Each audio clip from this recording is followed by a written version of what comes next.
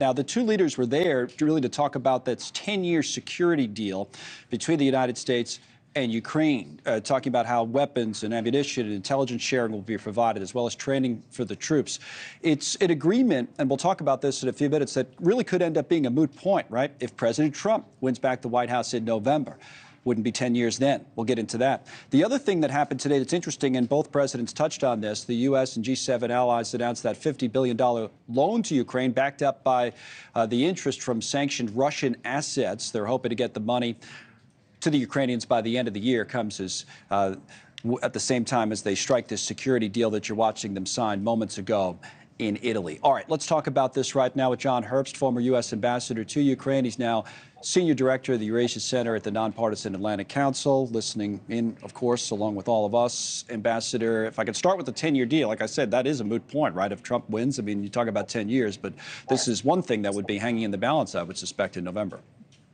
That's correct. But we should make no assumptions about what Trump will do. He might implement this deal, act in accordance with it. He might not. We just don't know. Yep, you don't know. There's been some thinking that the Trump Republican Party would be certainly less supportive, right, of Ukraine, I would say. Many Republicans have been than President Biden, though. Well, there's no doubt that a small number of the populist right, the naive faction of the Republican Party, are against aid to Ukraine. But if Trump were against aid to Ukraine, Johnson would never have proceeded with the aid package, which was 6.5 months delayed. And also, Trump said, and you never hear this from MTG or JD, that Ukraine's survival is important to the United States.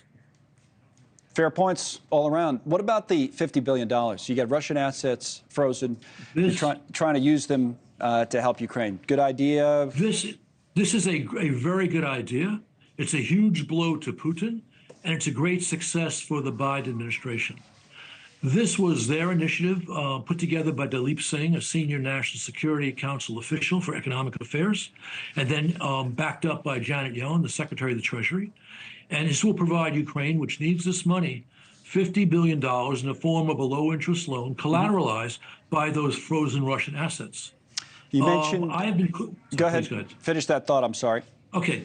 I have criticized the administration for being timid in pursuing policy in this war to stop Putin. But on this issue, they've demonstrated real leadership, and they should be commended for it. In terms of the significance, you mentioned Janet Yellen, the Treasury Secretary. Let me put up a portion of her guest essay about this new way to make Russia pay, writing that our proposal would send a clear message to Mr. Putin that we're in it for the long haul. He cannot outlast Ukraine and our coalition. What about that in terms of he cannot outlast Ukraine and our coalition? Do you think that's true?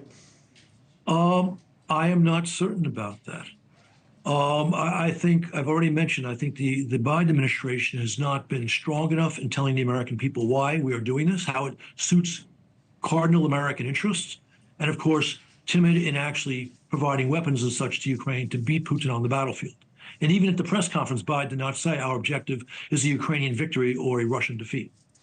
And of course, as you've mentioned, if the populist right in the Republican Party wind up defining our policy, we could just back away and deliver ourselves a crushing geopolitical defeat. Yeah, it seems like you're not sure whether that'll happen or not, is to go back to the beginning of our conversation. So you think it's kind of 50-50, or it's really up in the air, huh? I think it's less than 50, because if Trump wins, and Ukraine is still fighting reasonably well on the battlefield, and he cuts off aid and Putin wins, that will be a victory of Putin over Trump. And Trump does not like to be seen as a loser. Right, so that would be, that's the incentive structure then for President Trump. Correct. And that's how these things work, is what you're incentivized to, maybe not what you say now, but how you're incentivized then. But again, his strongest supporters do not say the same thing about Ukraine that he does. So his strongest supporters might need to take a second look at this. That's interesting. Thank you, Ambassador, for joining us, for hanging in through the news conference. We appreciate your instant analysis of that. John Herbst with us here, 21 minutes past the hour. Thanks so much for watching. Just go to joinnn.com to find News Nation on your television provider. And don't forget to click the red subscribe button below to get more of News Nation's fact-driven, unbiased coverage.